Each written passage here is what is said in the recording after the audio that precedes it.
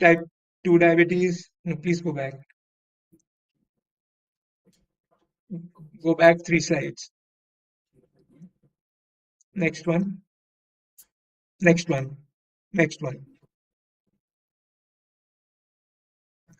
Yeah. Can you make this full screen, please?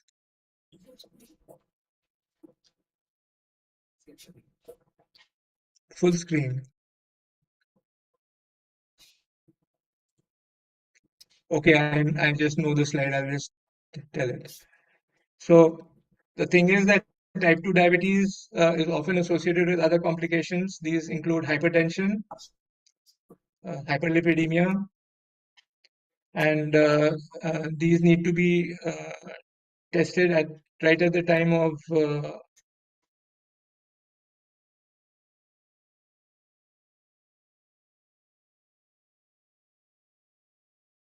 diabetes are much more frequent right from the beginning in patients with type 2 diabetes, including macrovascular complications which may not be present initially in patients with type 1 diabetes. Those include coronary artery disease, stroke, peripheral vascular disease. So all these need to be looked for right at the time when the patient first presents.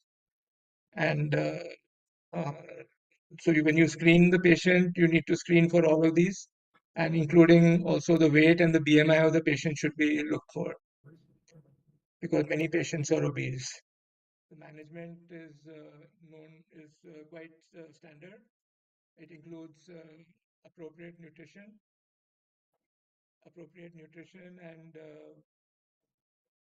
exercise. In this case, the diet often has to be curtailed because patients are often obese, and for simple sugar, juices, etc., you have to delete it from the diet. Patients should exercise at least 5 days in a week and at least for half an hour to 45 minutes each day. There are many tests you should do right at the onset of the symptoms, and these include tests for lipids and for the kidney, that is microalbumin, creatinine, and also you need to check if they have a problem with if they have symptoms suggestive of heart disease, or if they have other symptoms, then you need to you have to test for these. And you need to check the A1C. A1C should ideally be between 6.5 and 7% when the patient's diabetes is controlled. So that is what we should aim for. And the management consists of 5 things. Firstly, it consists of diet and exercise, that you have to have the appropriate diet and regular exercise. Secondly, it consists of monitoring. You have to monitor not only for blood sugars, but you have to monitor for the complications over a period of time. Thirdly, you have to take the appropriate medicines. This may include oral agents and or insulin.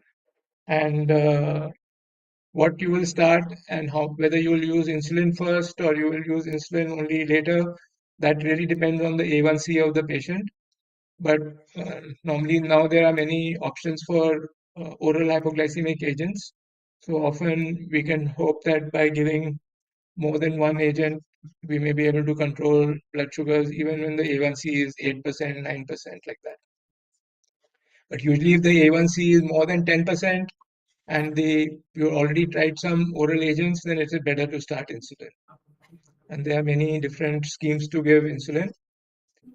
And I've already told you about monitoring, that not only do you have to monitor for A1C and for glycemic control, but you also have to monitor for various complications of diabetes. That means for the heart and for lipids, for the kidney, etc., which are very common and the main source of morbidity and mortality in these patients. Next slide. Next slide. There are some guidelines for screening, and I won't go through these in detail. Some groups of so-called healthy people are at more risk. those who are obese, those who have had ladies who have had gestational diabetes, those who have PCO, who are inactive, those who have dyslipidemias, who have first degree relatives with type 2 diabetes. They're all patients who are subjects who are more at risk for type 2 diabetes, and you should screen them earlier age, maybe even before the age of 30 years. And similarly, in pregnancy, there are guidelines for screening for diabetes. Now, you should even screen in the first trimester, as well as if this not the glucose levels are normal in the first trimester, then you should screen again at 22 to 24 weeks. And in the time of weakness, illness also is a good time to screen, because if they have lost weight, they are polyuric, they have severe illness, heart disease, etc., they are at increased risk for having hypoglycemia at that time. So you should screen for type 2 diabetes. So I think I'll end there, and I thank you. I thank the organizers for giving me this time.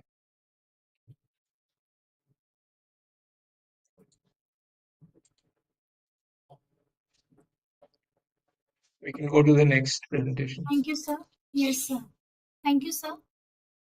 Now I request Dr. Rajesh Rajput, sir, to present standard treatment workflow on diabetic ketoacidosis. He is the expert of standard treatment workflow project at ICMR headquarters.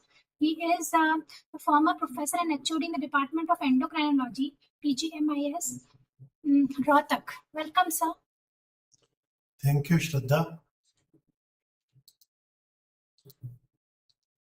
My slides are visible. Shraddha, slides are visible? Yes, sir. Yes, sir. And I am audible, है ना? Yes, sir. Okay. Thank you very much. So friends, I am going to discuss with you diabetic ketoacidosis, one of the common endocrine emergencies which you will see in patients of diabetes. We have developed standard treatment workflow which will actually help in uniformly managing such patient on a similar treatment workflow. So I am going to very briefly discuss with you over next 12-13 minutes what we have developed, and you will get all these protocols which you can use in your clinics and practices wherever you are working with the government or otherwise. How to define DKA? I think it is very simple. You remember the mnemonic DKA. D means diabetes, which is hyperglycemia more than 250 milligrams per deciliter. Ketonemia, which means presence of blood ketones at least moderate, and metabolic acidosis, which means pH less than 7.3 or bicarbonate less than 15 milliequivalent. Now, why it is important? If you will see the incidence, it is around 1 to 5 episodes per 100 type 1 diabetic patients. Although nowadays we are seeing even in some of the type 2 diabetic patients who are late in the natural history of type 2 diabetes and using insulin, and when they develop some acute medical or surgical problem. Overall, 4 to 9% of all diabetic admitted patients peak in adolescence, more common in type 1 diabetes, more common in women. Average mortality is less than 5%, but these are Western figures. Still, if it is not managed, the mortality is high. Mortality rises with age, and more than 50, when somebody develops DKA at an age of more than 80 years, if it is not recognized, mortality is as high as 50%. Sir, please make your slides move, sir. It's not moving. It is moving from my side. Okay, sir. No, sir, you cannot appreciate it. It is moving from my side. Okay. There might be some network issue. मेरी side से तो move हो रही है So nowhere it is moving, sir. Slides. So please share with me either. क्या कह रहे हैं? Please share slides with me. It's not moving. पता नहीं आप लोगों का system. So Dr. Shraddha is telling that you need to put a PPT on view mode, sir. So view mode में ही है भैया, वो व्यू मोड में ही है. कोई बात नहीं, मैं आपको शेयर कर देता हूँ, आप चला लो. ठीक है, आपको शेयर कर देता हूँ, मैं भी भेज रहा हूँ.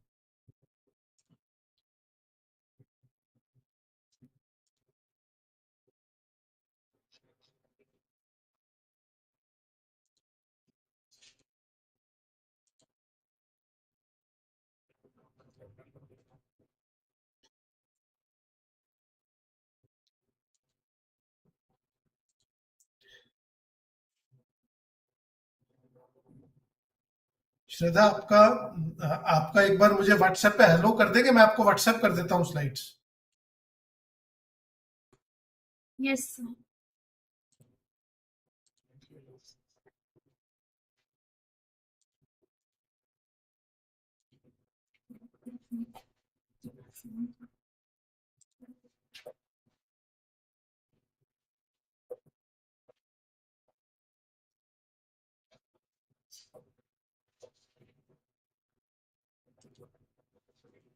सर एक बार फिर से शेयर करके देखिए, हो सकता है चल जाए सर।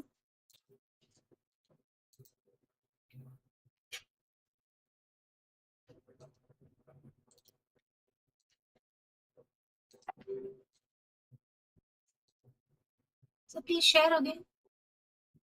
हो गया शेयर? Yes sir. अब चल रहा है, दिख रहा है?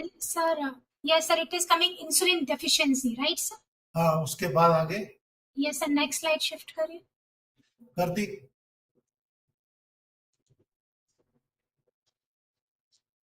No sir.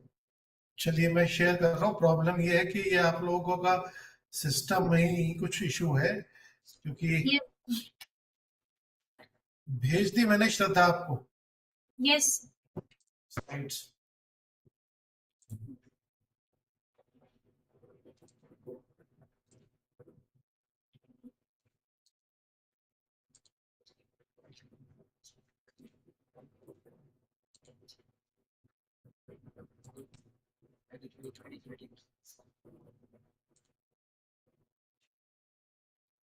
So is it visible, sir, now?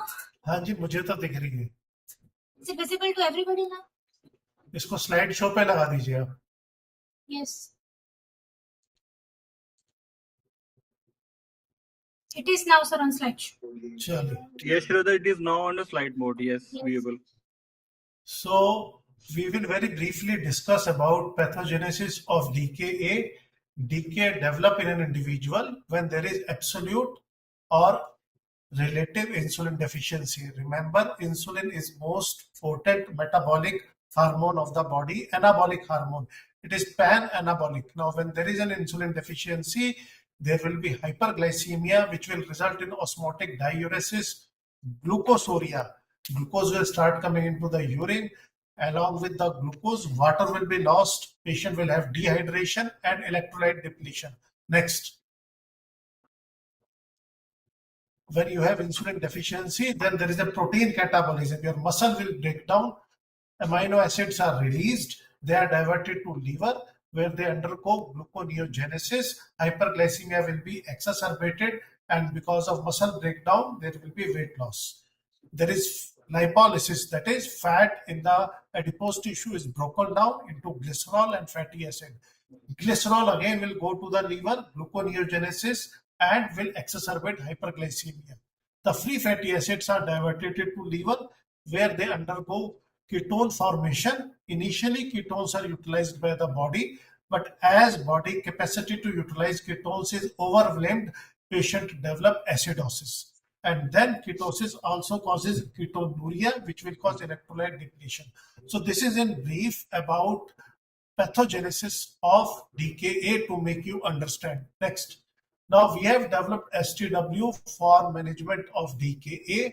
So whenever a patient is coming to you of type 1 diabetes, who has either missed the insulin or who is appearing sick, or a patient of type 2 diabetes who is on insulin therapy or has developed some acute medical or surgical illness appearing sick, measure blood glucose level. If they are more than 250, measure their ketones. If it is positive, also measure ABG. If pH is less than 7.3 or bicarbonate is less than 18, it makes diagnosis of DKA.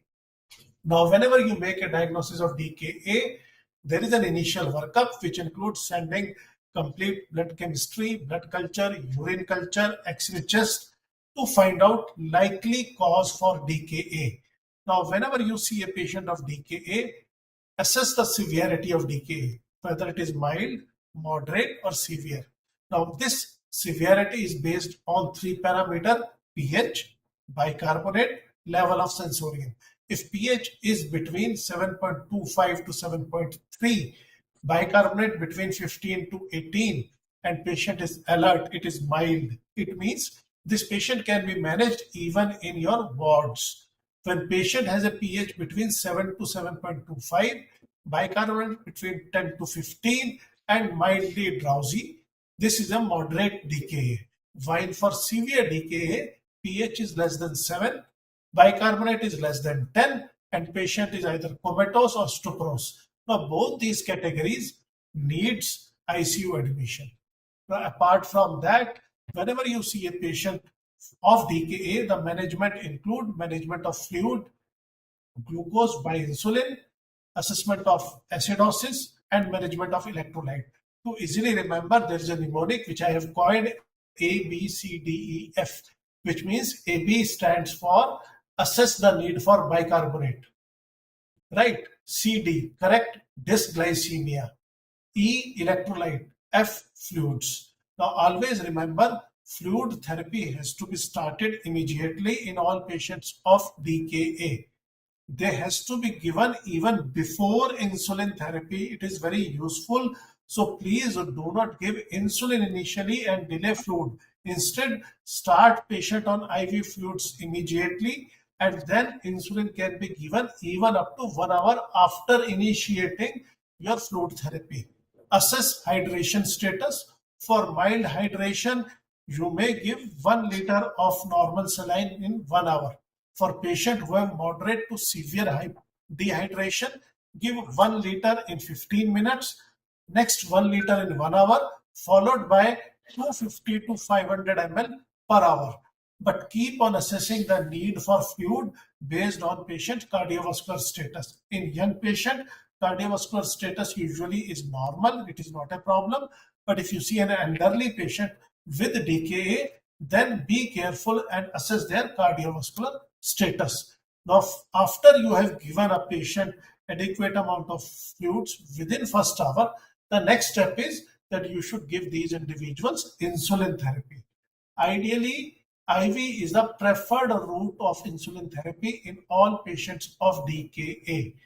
But if facilities are not available, if you are not comfortable, patient's systolic blood pressure is more than 100 millimeter of mercury, then there are evidence that even IM can be used. Now, for mild DKA who have missed their insulin, type 1 diabetes, even subcutaneous insulin dose with observation in the ward can be done in select patients. Now, how to give insulin? As I have told you, IV is the initial route of choice. Initially, you should give 0.1 unit per kg IV bolus. After that, 0.1 unit per kg per hour IV drip is to be given. Our aim is that the blood sugar should fall by at least 10% within 1 hour, or by 50 to 70 milligram per deciliter from baseline. If sugar does not fall after 2 hours of this protocol, you have to increase the infusion rate. Now, on infusion, when patient blood sugar comes between 200 to 250, you have to change the IV fluid from normal saline to DNS. Now, we are doing this to maintain a sugar between 200 to 250 because ketone takes time to disappear from the body. And if you will not provide DNS at this time, patient will develop hypoglycemia, which needs to be avoided. Now, when you have treated successfully, how will you decide your patient is out of DKA? Resolution of DKA, 3 things. Glucose less than 200, bicarbonate now more than 18, pH more than 7.3. After resolution of DKA, IV insulin should be stopped. Patient should be started on subcutaneous insulin. Now, when you give the first shot of subcutaneous insulin, remember, short-acting insulin takes around 1 hour to come into action. Therefore, overlap the drip with subcutaneous insulin for next 40 minutes to 1 hour before stopping your IV infusion of insulin. Lastly, bicarbonate. It's a very common mistake. Bicarbonates routinely should not be given to patients of DKA. They should only be given if pH is less than 6.9 or pH is less than 7.1 plus patient is having hypotension, or patient is having hyperkalemia. These are the only three indications when we should use bicarbonate. Otherwise, it should be avoided. Give 50 millimole in 200 ml of water with 10 milliequivalent of additional potassium chloride. Repeat every 1 hour till the time you achieve a bicarbonate of more than 7.1. Also carefully check potassium level, which is very important. Potassium is an intracellular cation. In DKA, potassium moves out of the cell into the plasma, so patient may have spuriously normal potassium level. So always check baseline potassium. If baseline potassium is less than 3.5 before starting insulin therapy, you should give potassium therapy. Why? Because when you give insulin, when you give IV fluid, potassium from plasma moves inside to the cells. So this hypokalemia will be exacerbated. In patients with potassium more than 5.5, no need. Between 3.5 to 5.5, give 20 milliequivalent of potassium chloride to 1 liter of IV fluid. So these are 4 pillars of management of DKA, which I have briefly explained to you. There is monitoring. Initially, you should do 1 hour monitoring of plasma glucose as well as urine output. Later on, as patient stabilizes, this monitoring can be increased to 4 hourly. Ketone should be monitored every 2 hourly. Next slide. Now, there are certain important clinical pulse or common errors and pitfalls which we have found that commonly done during DKA diagnosis and management.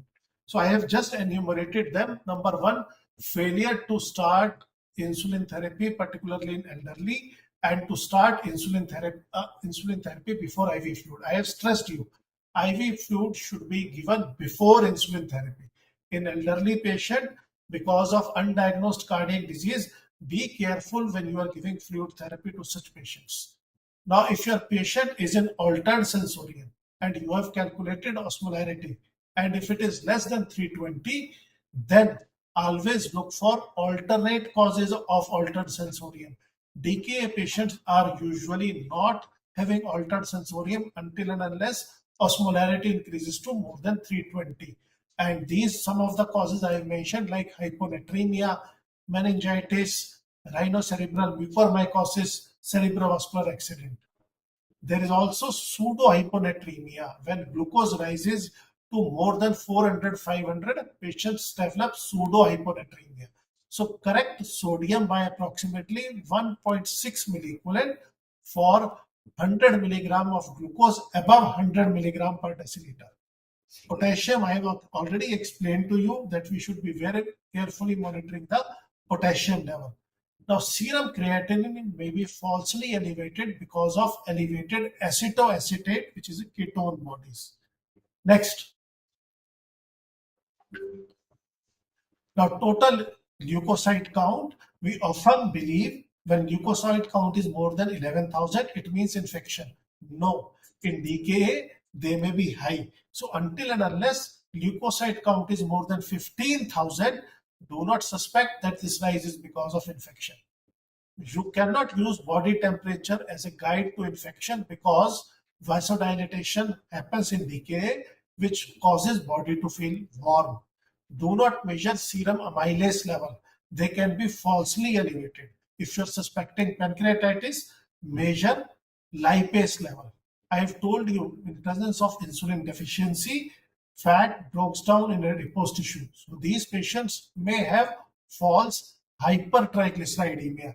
Lastly, sometimes it has been asked, ABG. Good number of our colleagues ask, they do not know how to take ABG or arterial puncture facility is not available. There is no need to perform repeated ABG.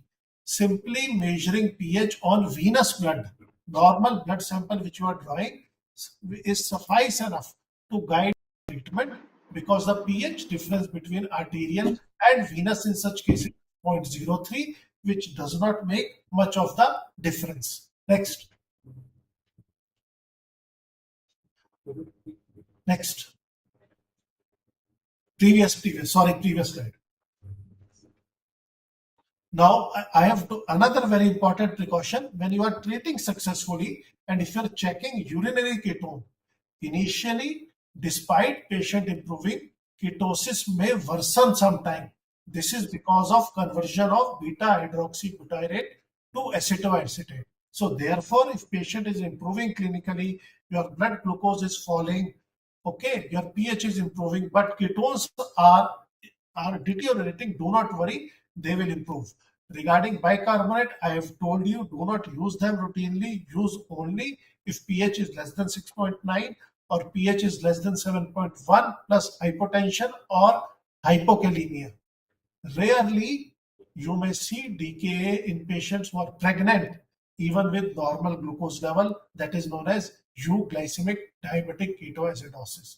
Lastly, before stopping IV insulin, which I have told you again, give subcutaneous insulin overlap at least 40 minutes to 1 hour. Next. Sick day guideline always tell to all your type 1 diabetic patients to prevent diabetic ketoacidosis. Never stop illness. Even if a type 1 diabetic individual falls sick, they should not stop insulin therapy.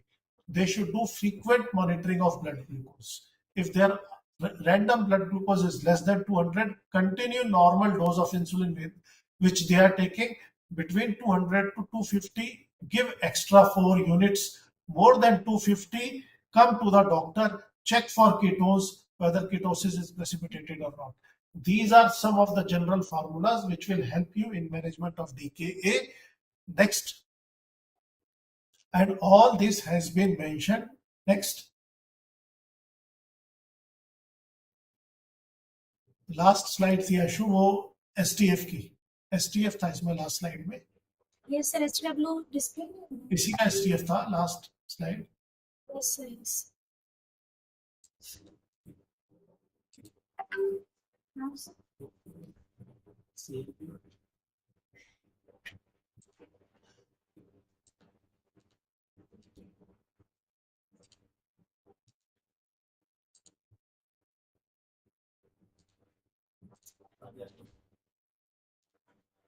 Yes, sir. Yes, so friends, this is the STF which has been developed for DKA.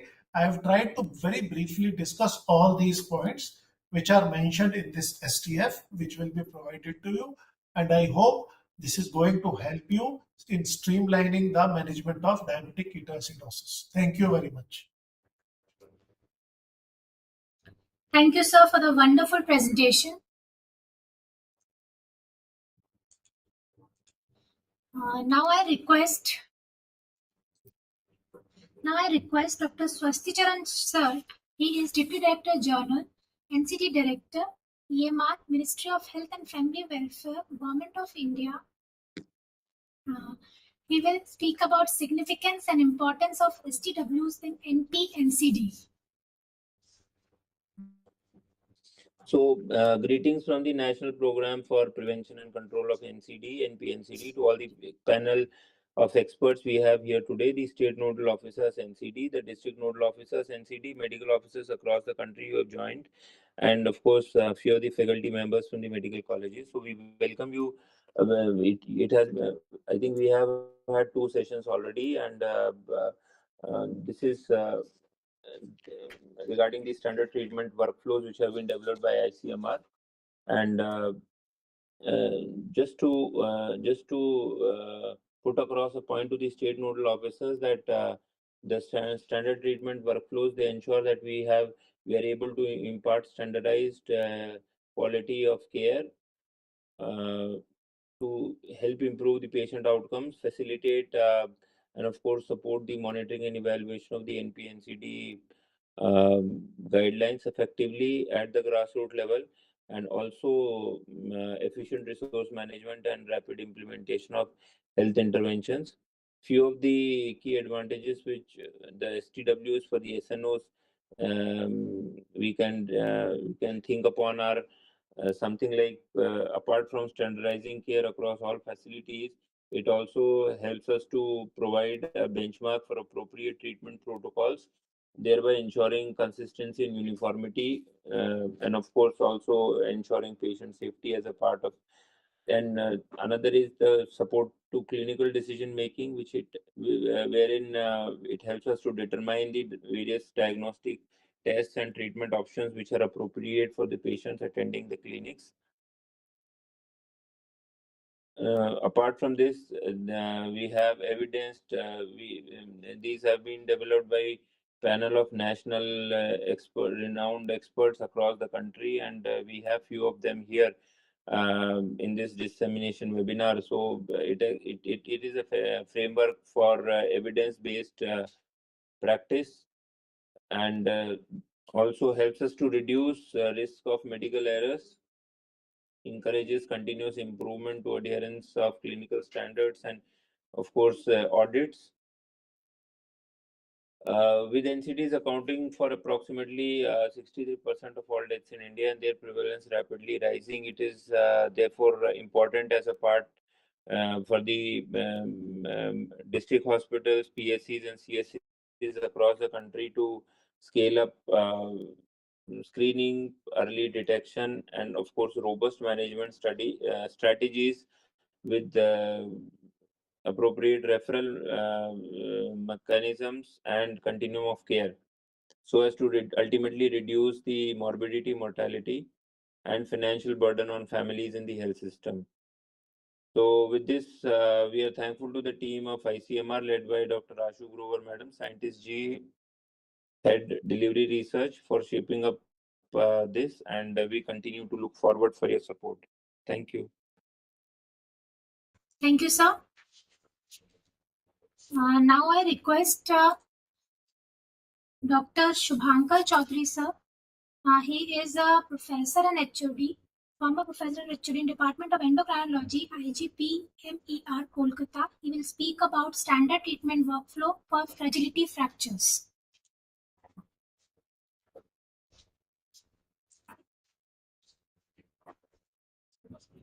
So please unmute yourself, sir. Right, am I audible? Yes, sir, you are audible. You are visible also. Yes. Very good afternoon. And can I have my slides put up from your end? And I'll go through them quickly. First of all, you all must be wondering why physicians, why endocrinologists should be discussing about fractures. That's the domain of the orthopedics. However, as we shall soon understand, that fragility fractures have immense importance, not just because of the high prevalence, but also because of the underlying causes which are preventable to an extent. So what are fragility fractures? Well, essentially a fragility fracture is a fracture that happens with low energy trauma, for example, falling from standing height or less, or even during day-to-day activity, for example, bending, you break your vertebra. That's a fragility fracture, and that indicates the underlying bone is weak, soft, or as we call it, osteoporotic. And one of the very important messages from a person sustaining a fragility fracture is that it is one of the strongest predictors of subsequent fractures. If you got one, you are more likely to get another unless something is being done. So we need to be proactive in management so that the person who has got a fragility fracture doesn't get another one. So that's about broadly about the importance of fragility fracture. Now, if you try to look at how prevalent it is across the globe, it is a widely prevalent condition. More than 35 million people have fragility fractures. If you look at individuals above 55 years of age. In India, if we look at people above 55 years of age, if we look at incidence of hip fracture, we find that 163 per 100,000 per year in women and 121 per 100,000 per year in men will get a hip fracture. And given our vast population, you can well imagine the total numbers that will get a hip fracture. And then we also have prevalence figures, for example, roughly for people in urban areas and who are 50 years and older have at least one vertebral fracture. If we try to look at the risk factors, who are the ones who get these fractures? This standard treatment workflow beautifully captures that the most important group is post-menopausal women, women who have had their menopause at their usual age. And then, of course, if someone has had hypogonadism from earlier on, whether it's a man or a woman, whatever the underlying cause, then their risks are significantly higher and even at lower ages, not just above 50, 60 years of age.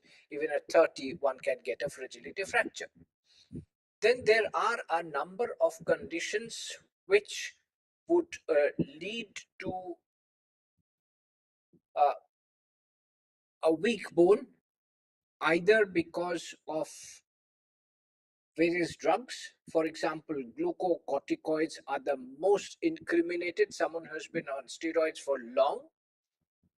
Even others, for example, anti-epileptic drugs, they can also lead to weak bones. And then there are medical conditions, any chronic medical condition. Most importantly, or very importantly, I would say, diabetes, about which we have already heard. Diabetes also leads to increased risk of fragility fractures, both type 1 and type 2. The causes are different, but we shall not get into the details of it. So remember, if someone has got diabetes, long-term or long-standing diabetes, we should also be careful about their bone health. Then, of course, chronic kidney disease, chronic liver disease, hyperthyroid states, and of course, if there is endogenous cortisol excess, Cushing syndrome, then also you can have weak bones and therefore fragility fractures, and then there can be hyperparathyroidism, relatively uncommon cause. But if someone has recurrent fractures or has got a combination of fractures as well as recurrent renal stones, then we should think of the parathyroid glands being overactive and producing more, causing weakening of the bones. So if someone comes with a fragility fracture, which are the investigations? Of course, one needs to do an imaging, an X-ray. Most of the time, X-ray, properly done X-ray will give us the diagnosis. Sometimes one may need to do a CT scan in order to get a better idea of the anatomy of the local region. What about blood tests? If someone has got a fragility fracture, it would be best to have a baseline blood count, complete blood count, a blood glucose, a renal function test, a liver function test, as well as, if possible, a calcium and phosphate. Thereafter, one can go on to specific investigations based on the clinical features of that particular individual. Now, which are the sites for fragility fractures? The most common sites are the hip or the neck of the femur. You have got the vertebrae, you have got the distal radius, and you have the proximal humerus. So these are the common sites for fragility fractures. Then how do you treat? Of course, the first and foremost is to provide immediate relief from the pain. So, and the most important point for pain relief is immobilization of the part. Many times it's by a plaster cast, and then painkillers need to be used suitably, not for a very long period. And then definitive treatment needs to be provided for the fracture. And here there is a definite role for the orthopedic surgeon, who are the ones who would fix the fracture. Either there would be times where you do just a plaster or manipulation from outside, or this is an open surgery, internal fixation by different means. But beyond that, as I have told you, that if you get one fragility fracture, you are liable to get another in the near future. So it is very important that the patient possibly should also be referred to an endocrinologist, who can then take care of the ongoing bone health of that particular individual. And that treatment will involve essentially ensuring adequate calcium intake. And what is adequate calcium intake? At least about a gram of calcium in a day, and it should be sort of spread across the day, not in one go. And there should be adequate vitamin D. Try to maintain the vitamin D level above 30 nanogram per milliliter. Not too high, of course. 30 to 50 possibly would be a reasonable level to try and look for. Avoid smoking, avoid alcohol. Perform regular physical exercises, including strength training exercises. On top of that, there would be individuals who should also be provided additional bone protective therapy. Anti-resorptive drugs, we have anti-resorptive drugs. So the bone strength or the bone quality is decided partly by increased bone formation and partly by bone resorption. There has to be an adequate balance. So many times, as you grow old, as a lady achieves menopause and goes beyond, there is more of resorption of bone than formation of new bone.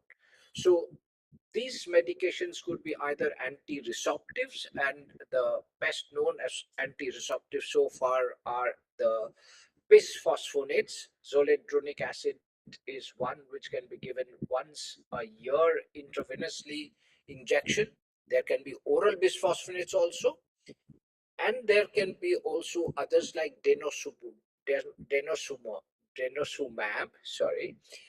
which is also an anti-resorptive. It has to be given subcutaneously. The advantage is it can be taken by the patient at home, but it has to be given every 6 months, and it is significantly more costly than bisphosphonates. And there are newer agents, I mean, not always, not necessarily newer, but the others are bone forming agents, which are a recombinant parathormone hormone fragment, sort of teriparatide, which has to be given subcutaneously daily for up to 2 years. So these are the agents which have also got to be used. And in order to assess osteoporosis, one needs to do a DEXA bone scan. But in someone who has already sustained a fragility fracture, DEXA scan is not required. And in many individuals, even before a fracture has happened, we should be initiating the proper bone health treatment. And to assess the fracture risk, we can now make use of the software, the FRAX score, which is now available for Indian population as well. And by putting in various age, sex, previous history of fracture, family history of fracture, smoking, alcoholism, etc., history, altogether, you can build up what is the risk of this particular individual in the next 10 years to sustain a major osteoporotic fracture. If the risk is 20% or above, that is international figure, or for a hip fracture, if the risk over the next 10 years is 3% or above, then generally beyond just calcium and vitamin D, one takes recourse to other treatment, as I have already mentioned, bisphosphonates or denosumab or teriparatide for strengthening the bones to prevent the risk of fractures. It's all very good to talk about fragility fractures and take on from there in order to prevent the next fracture. But what about preventing the first fragility fracture? So this calls for primary prevention. This calls for awakening for all of us across the country, all physicians, in order to improve bone health of our population. And that will involve, and that will start from childhood. That involves optimizing calcium and vitamin D intake, engaging regular exercise, including strength training exercises, and never starting on alcohol and tobacco. Beyond that, reducing fall risk, whether by environmental modification and or by improving balance and strength, is another way to prevent the risk of fractures. So we should all be aware of fragility fracture as a major morbidity and also a cause for mortality, especially from the hip fractures. There is a significant mortality. People who sustain a fragility fracture in the hips, significant number of them die within the next 1 year, not directly because of the fracture, but because of associated conditions like immobilization, getting a pneumonia, getting a bed sore, infection, and so on and so forth. So we should all try and first of all go for primary prevention of these fragility fractures. If we cannot, at least after someone has sustained a fragility fracture, we should try and prevent the next one. So let us work together to build a stronger, in the real sense, physical sense, stronger nation together. Thank you very much for this opportunity to discuss with you all.